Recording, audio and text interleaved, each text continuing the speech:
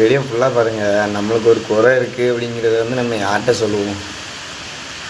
நம்ம அம்மா அப்பாட்ட சொல்லுவோம். மூணாவது ஆள் யார்கிட்ட சொல்லுவோம்னா நம்மளை படைத்த தெய்வத்திட்ட சொல்லுவோம். ஆனால் நம்மளோட தெய்வமும் ஒருவேளை இப்படி தான் சொல்லுமோ அப்படிங்கிற டவுட்டு எனக்கு இந்த வீடியோ பார்த்ததுலேருந்து வந்துருச்சு. ஸோ உங்களுக்கு என்ன தோணுதுங்கிறது கமெண்ட்ல சொல்லுங்கள். நானும் தெரிஞ்சுக்கிட்டேன். வாங்க வீடியோக்குள்ள போகலாம். கடவுளே, என்ன வேணும் சொல்லு. எனக்கு வேலை வேணும் கடவுளே. வேணா போய் தேடு, ஏன் டைம் வேஸ்ட் பண்ற? நான் நிறைய வேலை தேடிட்டேன். நல்ல சம்பளம் வேணும். நான் ரொம்ப கஷ்டத்துல இருக்கேன் கடவுளே. அதுக்கு இப்ப நான் என்ன செய்யணும்?